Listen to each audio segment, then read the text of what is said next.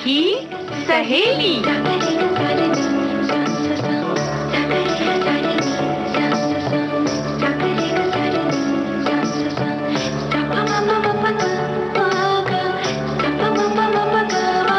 सखी सहेली।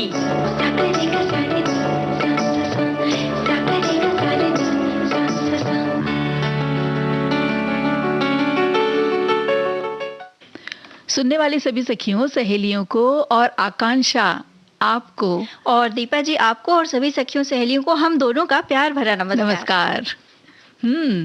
आज अपने पिटारे में क्या क्या लेकर आई हो? बहुत सिर्फ मैं अकेले थोड़ी ना लेकर आई हूँ, हम दोनों मिलकर लेकर आए हैं अपने श्रोताओं के लिए, अपने सखियों के लिए। तो इंटरनेशनल मैथमेटिक्स डे है आज। गणित के नाम से थोड़ी है ना अंदर से धुक धुक हो जाती है। नहीं, डरने की कोई बात नहीं है दीपा जी, कोई प्रश्न नहीं पूछा जाएगा। लेकिन आपसे तो नहीं पूछेंगे, लेकिन अपने श्रोताओं से और सखियों से जो सुन रहे हैं इस समय हमें, उनसे पूछ लेते हैं। क्या सवाल करना चाहती हैं? मैं गणित का कोई प्रश्न नहीं करूंगी, लेकिन गणित से जुड़ा हुआ प्रश्न हम ये करेंगे कि क्या कभी ऐसा हुआ कि गणित का कोई सवाल देखकर उन्हें बहुत डर लगा, या गणित विषय से उन्हें बहुत डर लगा, फिर उनका ये जो डर था वो किस तरह दूर हुआ?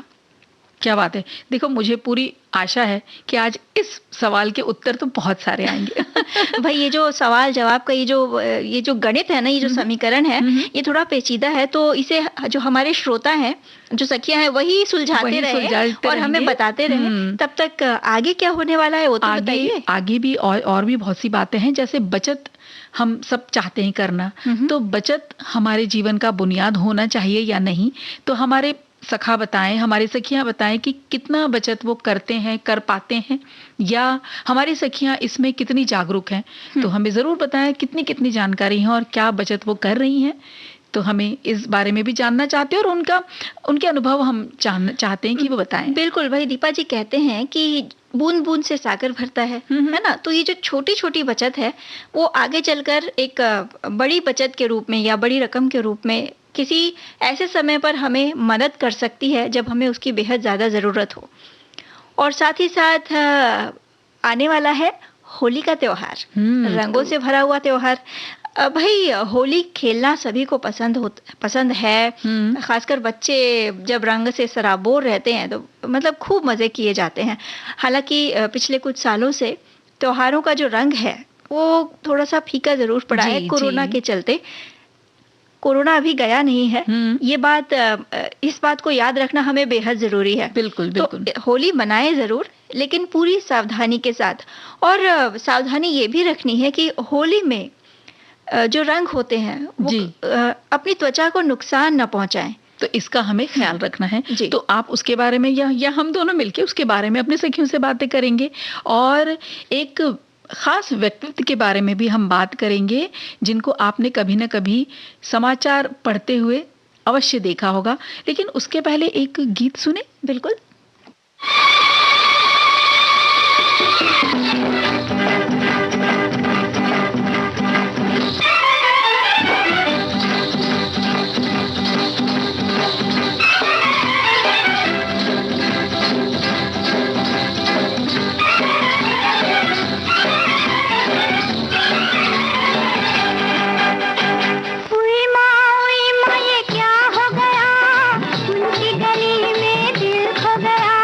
बिंदिया हो तो ढूंढ भी लूं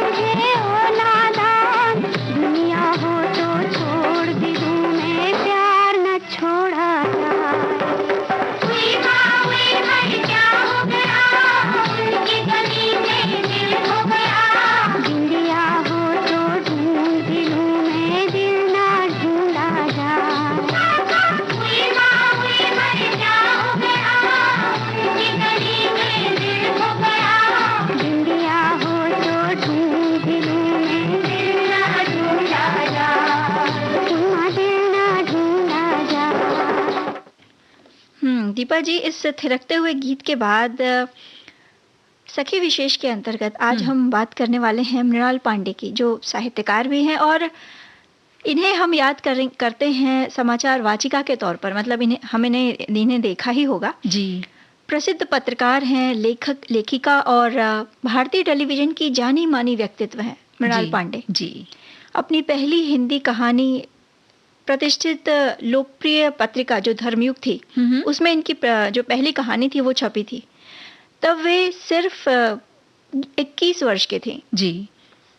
और अगस्त 2009 तक वे हिंदी की एक दैनिक अखबार की संपादिका भी रहीं और जाने माने प्रसिद्ध न्यूज़पेपर के हिंदी प्रकाशक समूह की सदस्य भी रही हैं ये आकांक्षा। इसके अलावा लोकसभा चैनल के साप्ताहिक साक्षात्कार कार्यक्रम बातों बातों में, जो बहुत प्रसिद्ध ये भी कार्यक्रम है, इसका संचालन भी करती हैं। वे समाचार पत्रों की एडिटर भी रही हैं और काफी उन्होंने काम किया है इसमें भी। बिल्कुल। इनका जन्म 26 फरवरी 1946 में मध्य प्रदेश के टीकमगढ़ में हुआ। पिता एस.डी. पंत और मां शिवानी जानी मानी उपन्यासकार और लेखिका थी। आपने अपनी जो प्रारंभिक शिक्षा थी पूरी की नैनीताल में। उसके बाद इलाहाबाद विश्वविद्यालय से एमए किया। आपने अंग्रेजी और संस्कृत साहित्य, प्राचीन भारतीय इतिहास, शास्त्रीय संगीत और ललित कला की शिक्षा कारकरन से पूरी की, जो वाशिंगटन डीसी में है। अपनी पहली कहानी एक खास पत्रिका में छपने के बाद वे लगातार लेखन कर रही हैं। समाज सेवा में गहरी सोच के कारण वे कुछ वर्षों तक सेल्फ एम्प्लॉयड वुमेन कमीशन की सदस्य रहीं। अप्रैल 2008 में आपको पीटीआई के बोर्ड की सदस्य बनाया गया। और इनकी जो प्रमुख कृतियां हैं, अगर उनकी बात करें तो उपन्यासों में आपकी गवाही या हमका दियो परदेस, पटरंग, देवी, ओ उबेरी, रास्तों पर भटकते हुए, ये कुछ उनके प्रसिद्ध उपन्यास हैं। जी। उन्होंने कहानियां भी लिखी हैं, जैसे कि यानी कि एक बात थी, एक स्त्री का विदा गीत, बचूली चौकीदारिन की कड़ी, 4 दिन की जवानी तेरी, और आलोचनाएं भी लिखी हैं। ओ उबेरी, बंद गलियों के विरुद्ध, स्त्री, लंबा सफर, ध्वनियों के आलोक में स्त्री, स्त्री देह की राजनीति से देह की राजनीति तक, और आलेख भी लिखे हैं, जैसे जहां औरतें गढ़ी जाती हैं। उनकी जो रचनाएं हैं उनमें, उन कहानियों में शहरी जीवन और सामाजिक परिवेश में जो महिलाओं की स्थिति है उन्हें केंद्रीय विषय रखकर उन्होंने कहानियां लिखी। और ये जो कहानियां हैं उनकी तेजी से बदलते सामाजिक परिवेश को भी दर्शाती हैं। साथ ही रिश्तों के ताने माने भी बेहद खूबसूरती से उन्होंने अपनी कहानियों में, उपन्यासों में पेश किए हैं। जी। और मृणाल पांडे साहित्यकार और पत्रकार के एक ऐसे मिश्रित व्यक्तित्व हैं आकांक्षा, जिनमें साहित्यकार का ठहराव भी देखने को मिलता है और पत्रकारिता के सजगता जैसे गुण भी देखने को मिलते हैं, जो हम सखियों के लिए प्रेरणादायक है। बिल्कुल।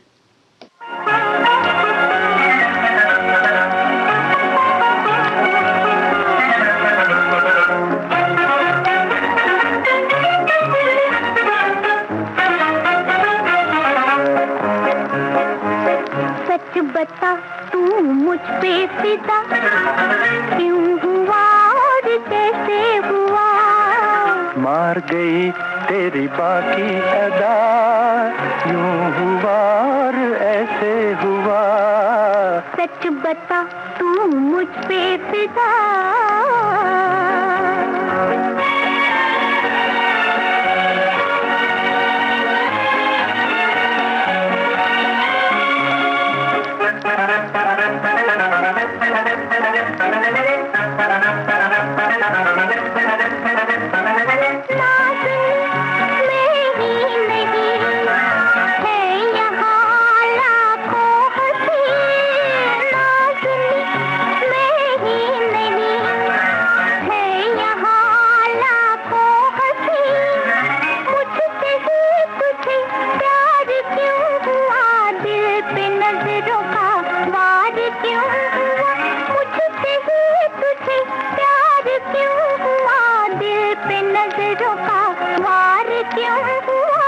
मार गई तेरी बाकी अदा, यूं हुआ और ऐसे हुआ। सच बता तू मुझ पे फिदा, अरे क्यों हुआ और कैसे हुआ। मार गई तेरी बाकी अदा।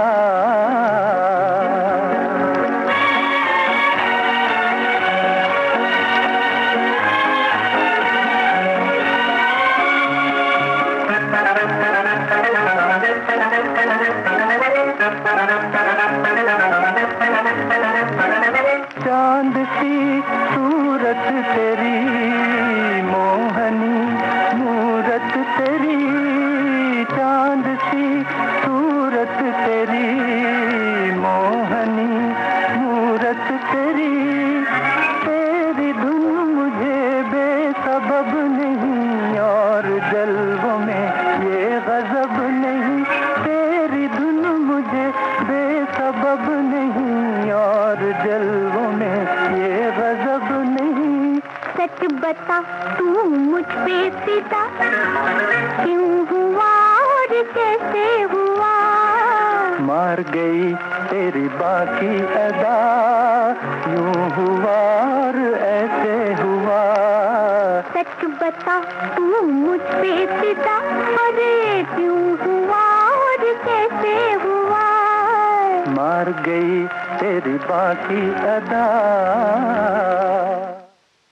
आकांक्षा, हमने अपनी सखियों से सखाओं से पूछा था कि बचत के बारे में उनका क्या विचार है और क्या वो सोचते हैं और क्या कैसे चाहते हैं कि जीवन में बचत को लेकर के आगे बढ़ा जाए। भाई दीपा जी, ऐसा है कि बचत जो है, मतलब एक तरह से देखा जाइए ना, थोड़ा पीछे चलते हैं, अपने बचपन के दिनों को याद करते हैं कि कब से हमें ये जो बचत का कहते हैं ना, दिमाग में ये डालना शुरू हुआ बचत वाली बात। याद करिए, जब माता पिता ने या घर के किसी बड़े ने आपको लाके दिया था एक मिट्टी का गुल्लक या किसी भी तरह का कोई डिजाइनर गुल्लक, हाँ हाँ, तो बचत की जो नींव पड़ी वो तो वहीं से पड़नी शुरू हो गई। और ये कहा जाता था हमें कि आपको जो भी मिलेगा या आपको दिया जाएगा वो आप इसमें बचाइए, और साल के अंत में या जब ये गुल्लक पूरी तरह भर जाएगा तो जो भी पैसे या रकम इकट्ठी होगी तो आपको जो आपकी मनपसंद चीज चाहिए होगी वो दी जाएगी। लेकिन उसके लिए आपको करनी होगी बचत। तो देखो, बचत इसका मतलब हम सब करना चाहते हैं, बिल्कुल। यानी कि उसकी शिक्षा तो बचपन से ही मिलने लग जाती है ना। और अब तो कई महिलाएं, यूं कहा जाता है कि जो घर के पुरुष सदस्य हैं वो ही देखते हैं, वो ही समझते हैं कि भाई कहाँ निवेश करना है, कैसे बचत करना है। लेकिन नहीं, हमें तो लगता है अब हमारी सखियां भी बहुत सजग हो गई हैं और जानकार हो गई हैं, उन्हें भी पता है और घर खर्च में से कैसे भी करके वो थोड़ा सा पैसा बचा ही लेती हैं। बिल्कुल। और दीपा जी, ये जो बचत का जो महत्व है, हाँ, कोरोना काल के दौरान हमें इस कहते हैं ना, बचत करना कितना जरूरी है, ये बात इतनी अच्छी तरह से समझ में आ गई है, बेहद अच्छी तरीके जब सामने मतलब कुछ ना कुछ समस्याएं आई तो ये जो छोटी छोटी बचत थी इसी ने उबारा। बिल्कुल, हमने अपने कार्यक्रम में भी कितनी बार इस विचार विमर्श इन सब बातों पे किया है अपनी सखियों से। और देखो ना, चार दीवारी को जो घर बना सकती है वो आर्थिक भविष्य की इमारत भी तो खड़ी कर सकती है। तो जरूरत है बस हमें जानकार और सतर्क रहने की। अब हमारी सखियां पूछेंगी कि कैसे हम बने, अगर जो जानना चाहती हैं तो हम बताना चाहते हैं कि पहले आप अपने बजट बना लें। बहुत जरूरी है कि भाई कितना पैसा आता है, कितना आपको खर्च करना होता है, उसमें से आप मासिक आपका जो भी बजट है वो सबसे पहले बनाएं। फिर आप जरूरी या गैर जरूरी लिस्ट भी बना लें कि हाँ, जैसे इस महीने त्योहार, अब होली आने वाला है, होली आने वाली हमारे जो रंगों का त्योहार है, तो कुछ ना कुछ व्यंजन बनेंगे, लेकिन उसमें कुछ सामान ऐसे होते हैं जो घर में नहीं होते हैं, तो वो लेकर आना है। इसी तरह से कुछ ना कुछ चीजें जो हमेशा एक अलग सा जिनका खर्च आ जाता है, तो वो आप अलग से लिख लीजिए। और जरूरत हो तो ही चीजों को खरीदें, वो भी बहुत जरूरी है। और सेविंग्स की राशि बैंक में जमा करते जाएं, क्योंकि जब नकदी घर में पड़ी रहती है ना तो वो खर्च हो ही जाती है। बिल्कुल। और साथ ही साथ ये सबसे जरूरी है कि खुद के नाम एक खाता होना बेहद जरूरी है। बैंक में जाएं, आप अपने नाम का एक खाता जरूर खुलवाएं। और खासकर ये महिलाओं के लिए बेहद जरूरी है। अगर महिला मतलब काम कर रही हो या गृहिणी हो तो भी एक खाता अगर उनके नाम का है तो जो भी राशि वो बचाती हैं या उनके पास आती है, वो उसे उस खाते में जमा कर सकती हैं। बिल्कुल। और ये देखो, ये जैसे बहुत से बैंक में महिलाओं के लिए खास सेविंग अकाउंट की सुविधा उपलब्ध होती है। बिल्कुल। जैसे ऑटो स्लिप की सुविधा। अब हमारे से क्या पूछेंगे ये क्या है, तो इस सुविधा में एक तय सीमा से ज्यादा की रकम स्वचालित रूप से एफडी में कन्वर्ट हो जाती है और सेविंग्स अकाउंट के बदले ज्यादा ब्याज यहाँ मिलता है। और जब अकाउंट में मिनिमम बैलेंस नहीं होता तो एफडी की रकम अपने आप आपके सेविंग्स अकाउंट में वापस आ जाती है। तो इसको कहते हैं ऑटो स्लिप, मतलब वो इधर से उधर वो राशि होती रहती है। तो और अपनी जो बचत है उसको इन्वेस्ट करना सीखें, सिर्फ बचाना ही नहीं, उसे कहीं निवेश करना भी बेहद जरूरी है। अब पुरुष सदस्यों के बदले समय आ गया है कि हम महिलाएं भी इस बात को समझें कि निवेश कैसे करना है और कहाँ करना है। बिल्कुल। जैसे नियमित या रेगुलर डिपॉजिट के तौर पर या रिकरिंग डिपॉजिट के तौर पर या पीपीएफ अकाउंट खुलवाना है जी, या फिर सुकन्या समृद्धि अकाउंट में आपको इन्वेस्ट करना है या एनपीएस। ये सारे एक अच्छे विकल्प हैं और ये सारे निवेश बिना जोखिम वाली स्कीम है। मतलब आप बैंक में जाइए, इस बारे में पता लगाइए और इसमें आपकी जो बचत है इसमें डाल दीजिए। इनमें आप इन्वेस्ट कर सकते हैं। और ऐसा वित्त विशेषज्ञों का मानना है एनपीएस यानी नेशनल पेंशन सिस्टम, पीपीएफ यानी पब्लिक प्रोविडेंट फंड, जो एक मिनिमम मतलब कहते हैं ना, मिनिमम एक अमाउंट से भी चालू कर सकते हैं, शुरू किया जा सकता है। तो अब सखियां सोचेंगे फायदा क्या है कि क्यों हम ये करें। तो इस तरह की स्कीम में निवेश करने से आपके पर क्या होता है, हर महीने एक फिक्स रकम जमा करने का दबाव बन जाता है आकांक्षा, और जो आपके नियमित सेविंग्स के लिए भी आपको बाध्य करता रहेगा। और फिर अनुशासन बन जाता है कि नियमित बचत करके नियमित निवेश करते रहना चाहिए। लेकिन ये सब जो भी आप स्कीम को अपनाएं, बहुत जरूरी है कि आप अपने सलाहकारों का सुझाव लें और अपने बैंक जाकर सारी जानकारी बहुत अच्छे से समझें। बिल्कुल, यही बातें हमारे श्रोताओं का भी कहना है। हमारी एक श्रोता लिखती हैं कि बूंद से घड़ा भरता है, ये कहावत सहित चरितार्थ होती है। हमें अपने दैनिक जीवन में कुछ बचत अवश्य करते रहना चाहिए। बचपन में गुल्लक में पैसे जमा करते थे, बड़े होने पर अपनी आय का कुछ हिस्सा बैंक में जमा किया, जिससे शादी ब्याह और कोई बड़ा कार्य करना हुआ तो वो पैसा बहुत काम आया। बिल्कुल।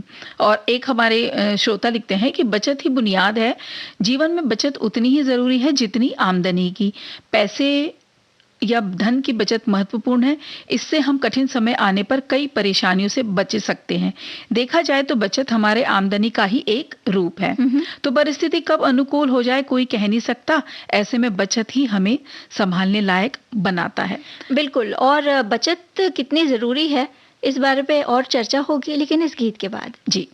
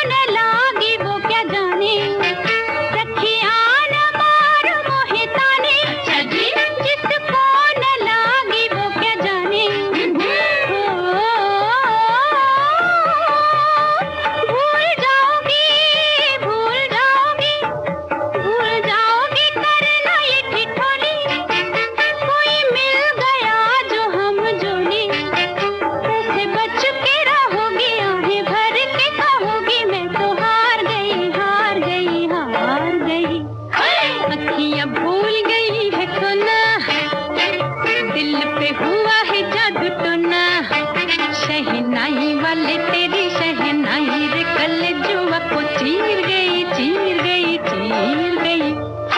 अपनियां भूल गई है तो ना।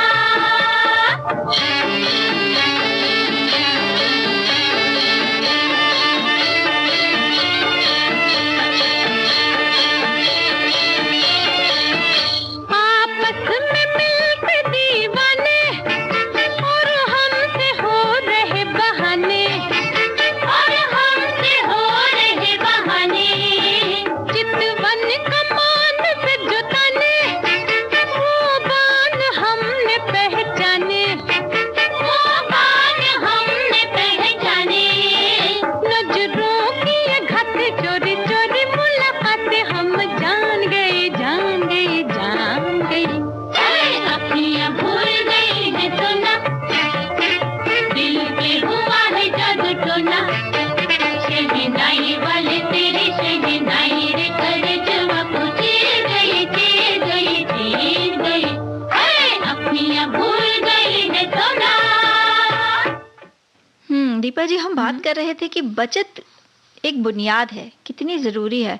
हमारे श्रोता भी कह रहे हैं कि महंगाई और अनिश्चितताओं के इस समय में बचत की पूंजी बहुत अच्छा सहारा बनती है, और सद्भाग्य से अगर कोई समस्या न आए तो हम अपनी आने वाली पीढ़ी के लिए एक अच्छी पूंजी छोड़कर जाएंगे। तो भाई हम तो कहते हैं कि शुभस्य शीघ्रम, जितनी जल्दी बचत शुरू करेंगे आपकी बचत राशि भी उतनी अधिक होगी और ज्यादा रिटर्न भी आपको मिलेगा। खासकर ऐसी जगह अगर निवेश करते हैं जहां ब्याज की कंपाउंडिंग होती है। इसलिए ज्यादातर फायदे के लिए घर पर भी बचत के लिए आप सबको प्रोत्साहित करें।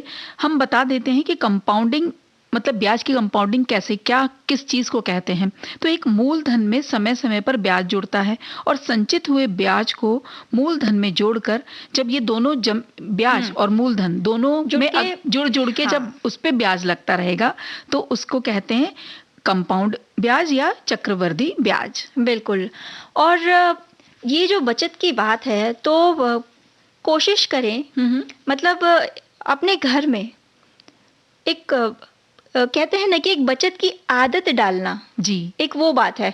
साथ ही साथ आप ये भी देखें कि अगर आपके घर में कोई सलाहकार नहीं, मतलब हेल्पिंग हैंड के रूप में या कोई महिला आपके घर में काम कर रही हैं, तो उन्हें भी बताएं बचत के फायदे, और कोशिश करें कि अगर वो इतनी जानकार नहीं है, पढ़ी लिखी नहीं है, तो आप उनके साथ जाकर बैंक में उनके नाम का एक खाता खुलवा दें और उन्हें प्रेरित करते रहें कि वो हर महीने एक छोटी ही सही रकम उसमें जमा जरूर करें। जी बिल्कुल, और इनसे उनको फायदा भी होगा और जानकारी भी मिलती जाएगी, क्योंकि अगर बैंक जाएंगी ऐसी महिलाएं तो उन्हें जानकारी भी मिलती चली जाएगी कि भाई बैंक जाना होता क्या है, कैसे किया जाता है। बिल्कुल। और जी आप कुछ कह रही थी? हाँ, मैं ये कह रही थी कि पैसे जमा होने पर आमतौर पर जो हम महिलाएं क्या करती हैं कि सोचती हैं कि सोना या जेवर ले लिया जाए, लेकिन निवेश के हिसाब से जो विशेषज्ञ हैं, जो वित्तीय सलाहकार हैं, वो ये कहते हैं कि इसकी बजाय गोल्ड बॉन्ड या गोल्ड ईटीएफ बेहतर होगा। अब ये गोल्ड बॉन्ड और ये गोल्ड ईटीएफ क्या है, गोल्ड बॉन्ड क्या है, ये हम भी जरूर समझना चाहेंगे। बिल्कुल। असल में ये गोल्ड बॉन्ड जो है ये सोना नहीं है, बल्कि ये एक फॉर्म जैसा है जिसे आप सोने के मूल्य के अनुसार खरीद सकते हैं। जी। जैसे किसान विकास पत्र हुआ करते हैं, जी जी, उसी तरह से ये जो गोल्ड बॉन्ड होते हैं, यानी कि पेपर का एक फॉर्म है। हाँ, पेपर का एक फॉर्म है, इसे गोल्ड ऑन पेपर भी कह सकते हैं। जी जी। तो जब आप गोल्ड बॉन्ड खरीदें तो किसी फाइल में इसको संभाल के रखें और हर साल लगभग 2.5% इस पर ब्याज मिलता है, जो कम या ज्यादा भी हो सकता है समय अनुसार। जी। और 8 साल की मैच्योरिटी के बाद रिडीम करने पर कैपिटल गेन टैक्स में छूट मिल जाती है, और इसके अलावा इसमें कोई और अन्य खर्च भी नहीं आते, यानी कि मेकिंग चार्ज भी इसमें नहीं आते, और संभाल कर रखने का इसमें जोखिम भी नहीं रहता है ना। तो इसमें निवेशक को कम से कम 1 ग्राम सोने के लिए जैसे निवेश करना होता है वैसे ही आपको करना होता है। तो आप कम से कम न्यूनतम निवेश करके भी इसमें आप मतलब बचत कर सकते सकते हैं। और इसी तरह होता है गोल्ड ETF। तो अब जैसे सोना चोरी होने का या खोने का डर होता है, कई बार तो भाई रातों की नींदें भी उड़ जाती कि घर में सोना पड़ा हुआ है, तो ऐसे में आप म्यूचुअल फंड्स में निवेश करें जो आपका पैसा गोल्ड में निवेश करता है, तो वही आपको फायदा मिलेगा और सोना बेचने पर वो जो मिलता है वैसा ही फायदा आपको मिल जाएगा। तो आप अपने वित्तीय प्लानर के साथ बैठकर विचार विमर्श करें, उनसे बातचीत करें और उसके बाद ये निवेश करें कि भाई हाँ, मुझे गोल्ड के फंड में डालना है या इसी तरह के किसी प्लान में मुझे पैसा डालना है। बिल्कुल भाई, कहाँ बचत करनी है, किस तरह करनी है, कहाँ निवेश करना है, ये तो हर व्यक्ति का अपना व्यक्तिगत मामला होता है और निर्णय उन्हीं का अपना होता है। लेकिन इसके लिए ज़रूरी है, अगर उन्हें नहीं समझ में आ रहा है तो किसी सलाहकार, जो खासकर जो विशेषज्ञ होते हैं, वित्तीय सलाहकार होते हैं, उनसे सलाह ली जा सकती है। और दीपा जी, आगे बढ़े इससे पहले एक अंतराल लेते हैं। ले लेते हैं।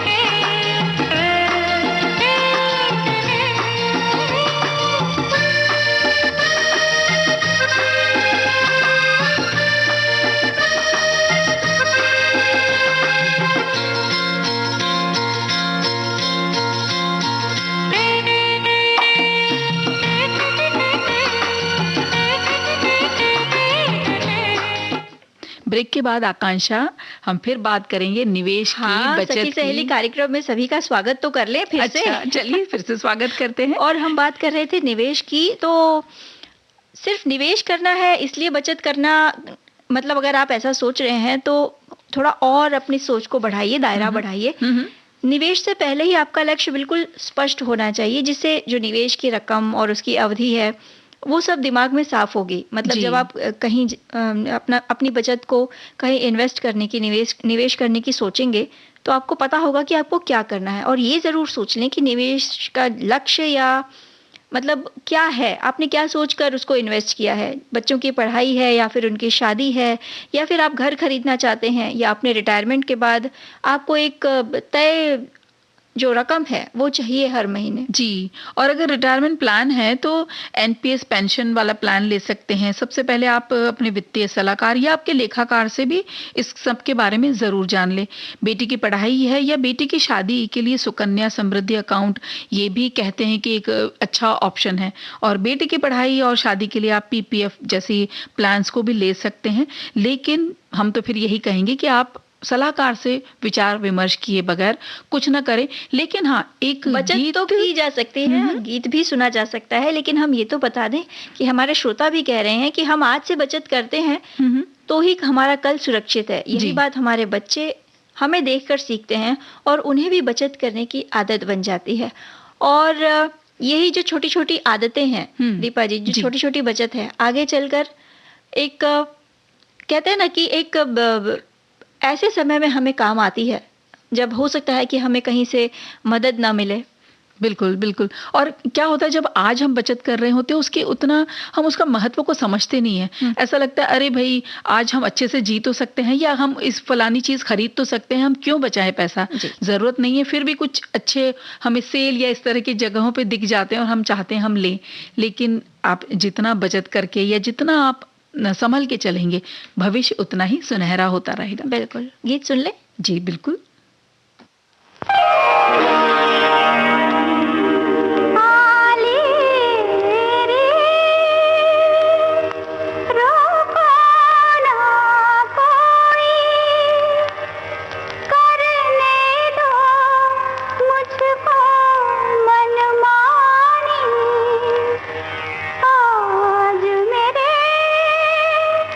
घर आए वो पीतम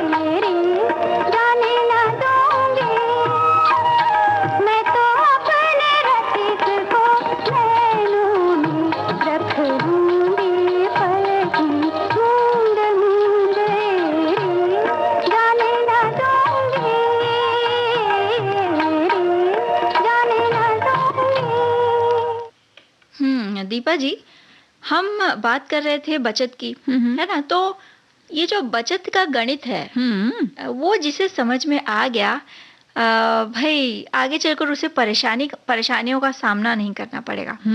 और यानी उसका घटाव भी होता रहेगा।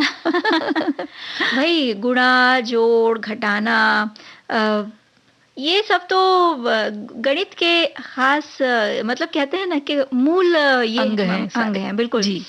तो आज इंटरनेशनल डे ऑफ मैथमेटिक्स है, यानी ये तो बता दें हमारे गणित सखियों दिवस। को कि हम क्यों इतनी गणित की बात कर रहे बिल्कुल। हैं।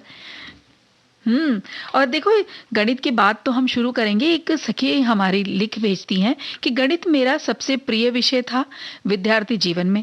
मुझे ये विषय इसलिए अच्छा लगता था क्योंकि इसमें मुझे बाकी विषयों की तरह तोता रटन नहीं करना पड़ता था।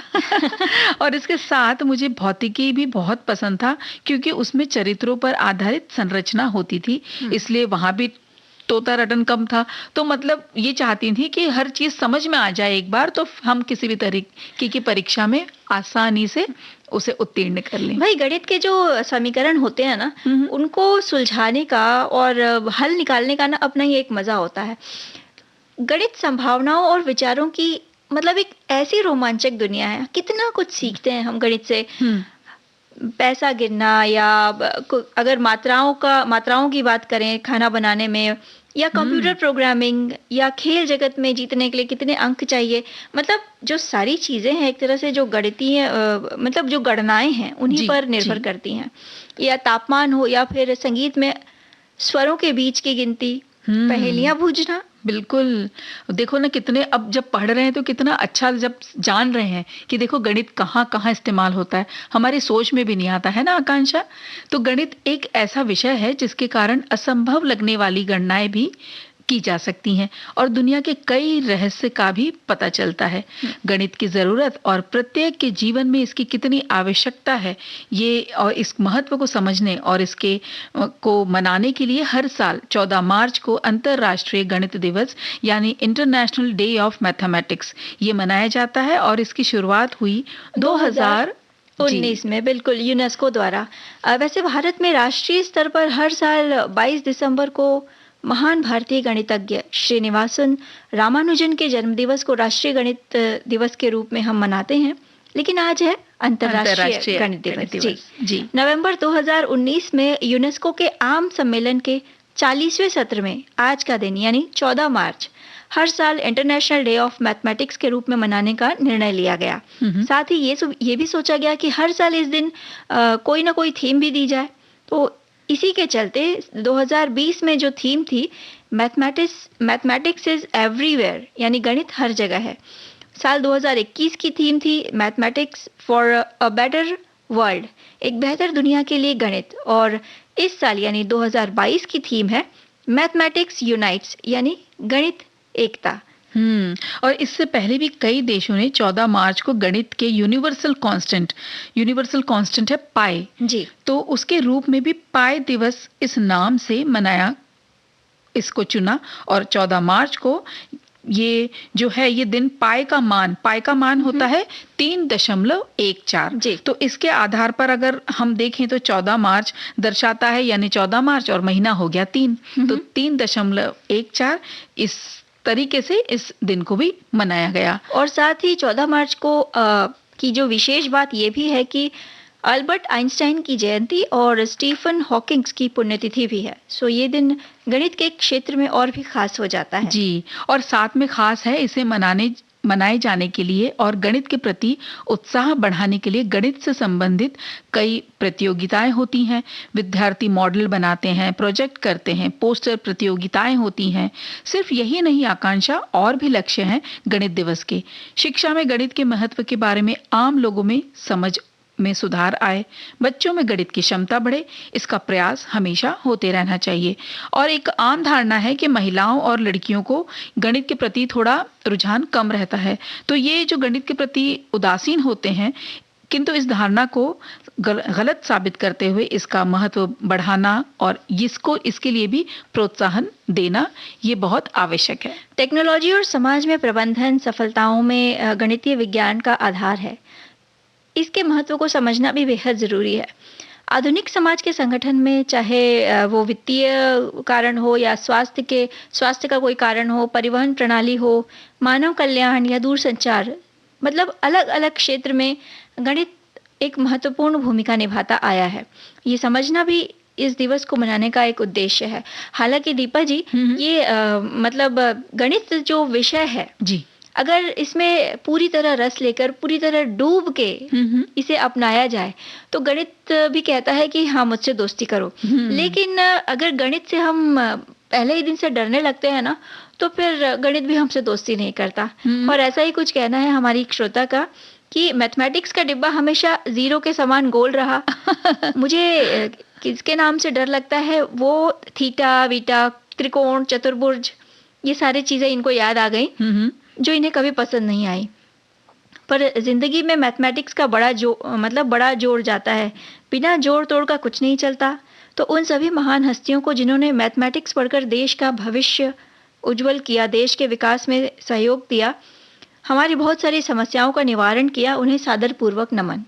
और एक और हमारी सखी हैं, वो लिखती हैं, वैसे एक टाइम था जब स्कूल में पढ़ते थे गणित तो बहुत अच्छा लगता था। हाँ, नंबर 1 तो नहीं थे, लेकिन मैथ्स के सवाल हल करना एक चुनौती सा लगता था।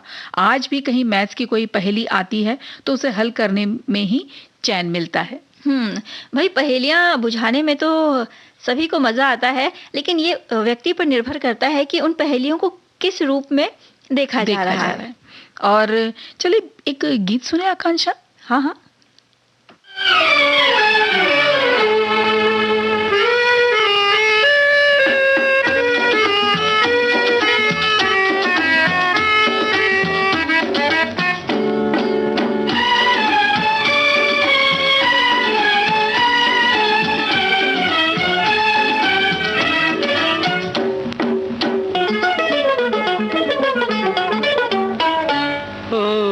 कली अनार की न इतना सताओ, प्यार करने की कोई रीत बताओ। ऊंचे गुलाब के न बत्तियां बनाओ, पहले किसी को दिल में बिठाओ। कली अनार की न इतना सताओ, प्यार करने की कोई रीत बताओ। ऊंचे गुलाब के न बत्तियां बनाओ, पहले किसी को दिल में बिठाओ।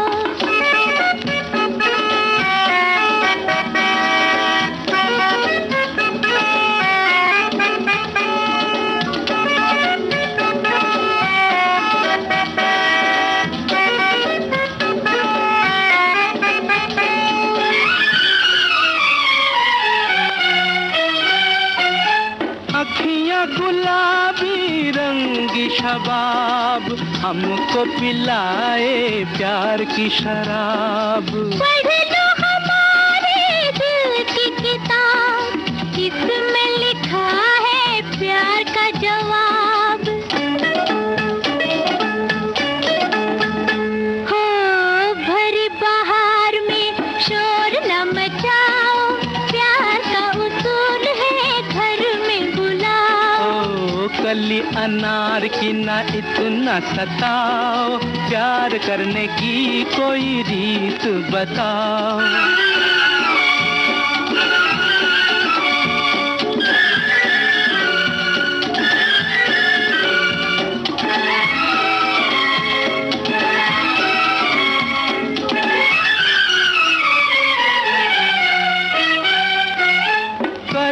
कभी तो हंस के दो बात, काटे कटे न बिरहा की ये रात।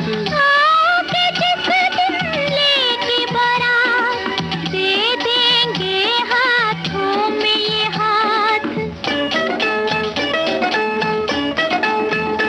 हो किसी के प्यार को प्यार से सजाओ, जीवन भर का साथ निभाओ।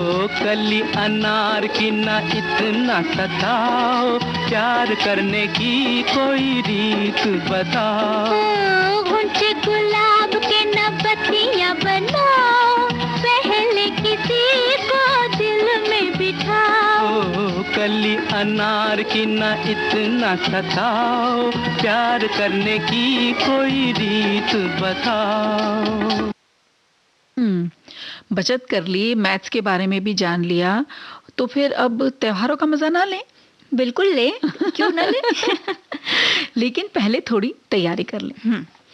अब है दीपा जी, ऐसा है कि हमें ये नहीं भूलना है कि कोरोना अभी तक गया नहीं है।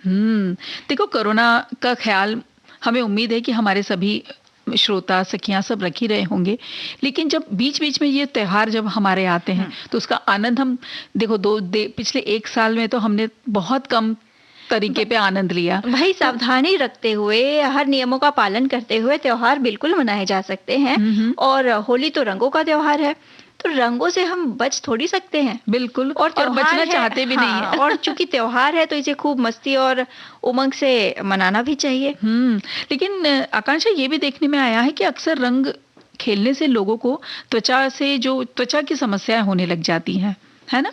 वैसे आजकल जागरूकता के चलते ऑर्गेनिक या नेचुरल कलर्स या जो स्किन फ्रेंडली कलर्स होते हैं, हाँ, इनका इस्तेमाल करना, इनके इस्तेमाल का जो चलन है वो बढ़ गया है और लोग वही पसंद करते हैं।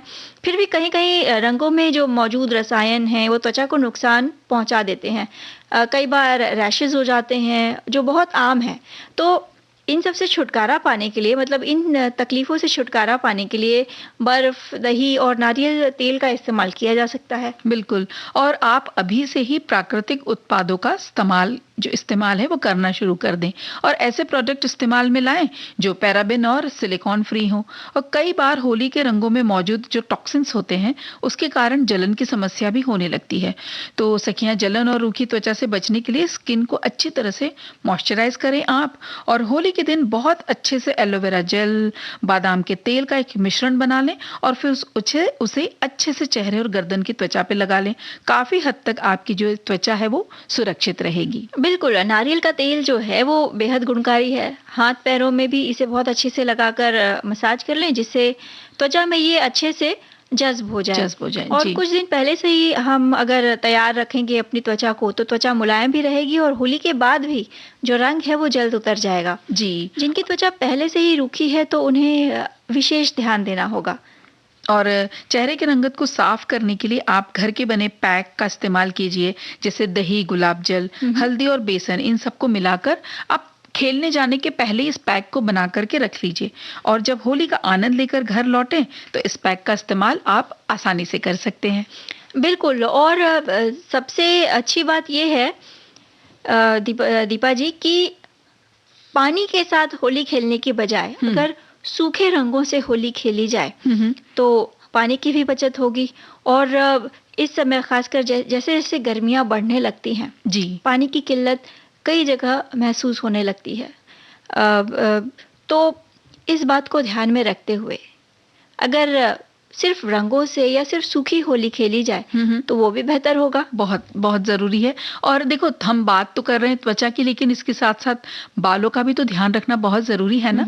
तो रंगों के संपर्क में आने से बालों पर भी बहुत बुरा असर पड़ता है। आकांक्षा, बाल अच्छी तरह से तेल लगाए हुए हों और अगर आपके बाल लंबे हैं तो अच्छी टाइट चोटी बांधें या आप ऊंचा जूड़ा भी बांध कर रख सकते हैं। छोटे बाल हैं तब भी आप, जैसे घर में बच्चे हैं तो उनके अच्छे से तेल का मसाज कर दे कि इतना, कभी कभी हमारी तो दादी कहा करती थी कि इतना तेल लगा दो कि हाथ ही फिसलने लग जाए। और बालों को अगले कुछ दिन तक अच्छे हेयर मास्क से मसाज करके धोएं, जिससे आपके बालों को कम से कम नुकसान पहुंचे और वे मुलायम बने रहें। जी। बालों में भी दही, बेसन और पके हुए केले का मास्क लगाया जा सकता है घर में बना के। ये आपके सिर की त्वचा की नमी को भी जल्दी लौटाता है।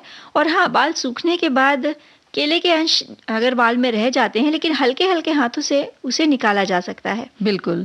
और ये थोड़ा सा है तो चिपचिपा सा, ये जो केले वाला मास्क है, ये जब बाल सूख जाते हैं ना तो ऐसा बाल थोड़े से पहले दिन आपको लगेंगे कि बहुत कड़क से हो गए, अजीब हो गए, लेकिन वो आप कंघे से या हाथों से वो धीरे धीरे जो सूखा सूखा केले का हिस्सा है ना वो निकल जाएगा और दूसरे दिन आप देखेंगे कि पाएंगे बाल बहुत ज्यादा मुलायम हो जाते हैं। और होली वाले दिन त्वचा पर पहले से ही नारियल तेल लगाना है और बाद में कोई अच्छा सनस्क्रीन स्किन जो क्रीम है वो लगाइए। और ध्यान ये रखना है कि सनस्क्रीन लगाने के बाद आप तुरंत बाहर नहीं निकल जाएंगे। आप 20 मिनट तक पहले तो घर पे बैठिए ताकि ये अच्छे से आपके त्वचा में एब्जॉर्ब हो जाए, उसके बाद ही आप इस रंगारंग त्योहार का आनंद लीजिए। बिल्कुल, कई बार ऐसा भी होता है कि जो रंग है वो आंखों में चला जाता है, तो आंखों को बचाने के लिए हो सके तो आप धूप का चश्मा पहने। जी बिल्कुल, वो भी बहुत ज़रूरी है। और नाखूनों पर भी खूब कलर आ जाता है ना, वो बहुत दिनों तक निकलता नहीं, तो कई बार तो चल जाता है लेकिन किसी किसी को बिल्कुल पसंद नहीं आता वो। उसके लिए आप चाहें तो नेल पॉलिश लगा लीजिए आपके नाखूनों पर, या आप ट्रांसपेरेंट सा नेल वार्निश भी लगा सकते हैं, उसमें नेल पॉलिश दिखाई भी नहीं देते हैं। हमारी एक सखी कह रही हैं कि पहले लोग प्राकृतिक रंगों का प्रयोग किया करते थे, जैसे हल्दी पाउडर, चुकंदर और टेसू के फूल से बना रंग जिसमें आयुर्वेदिक औषधि जड़ी बूटियों को मिलाया जाता था, जो न केवल आसानी से उतर जाते थे बल्कि त्वचा के लिए फायदेमंद भी होते थे। लेकिन आज सिंथेटिक रंग, पेंट, इन सब का चलन होने लग गया है और उसकी वजह से त्वचा खराब हो जाती है। इसलिए आप खेलने से पहले पूरे शरीर पर सरसों का तेल, तो देखिए ये भी बहुत अच्छा सुझाव है कि आप सरसों का तेल भी और लगा जहाँ सकते तक हैं। प्राकृतिक रंगों की बात है दीपा जी, तो घर में भी रंग बनाए जा सकते हैं।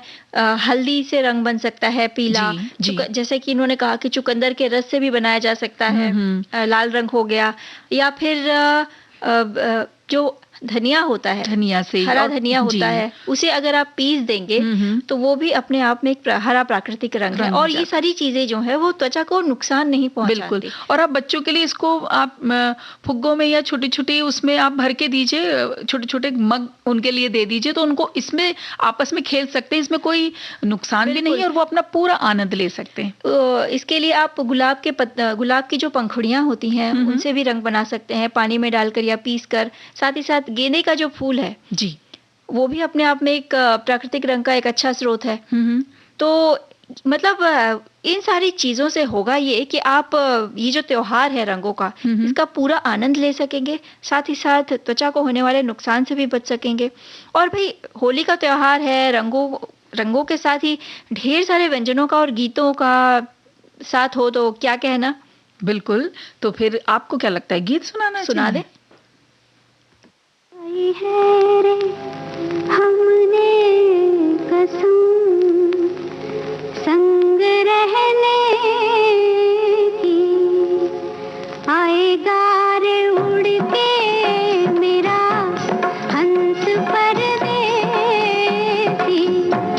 खाई है रे हमने कसम संग रहने की, आएगा रे उड़ के मेरा हंस पर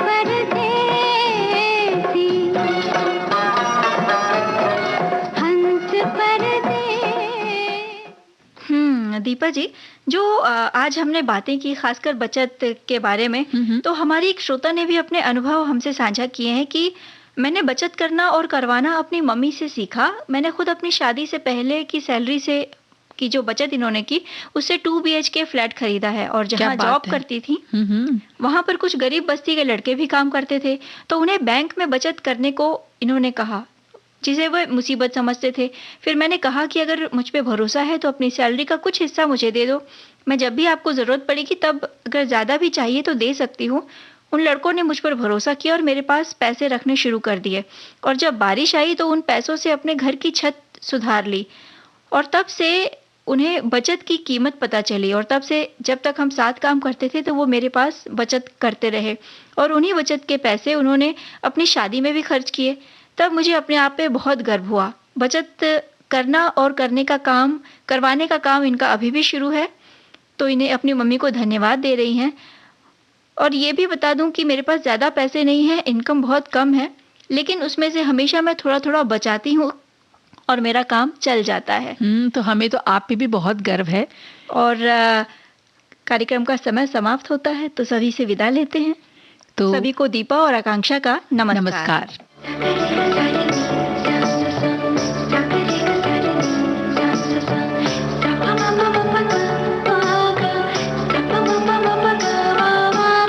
सखी सहेली।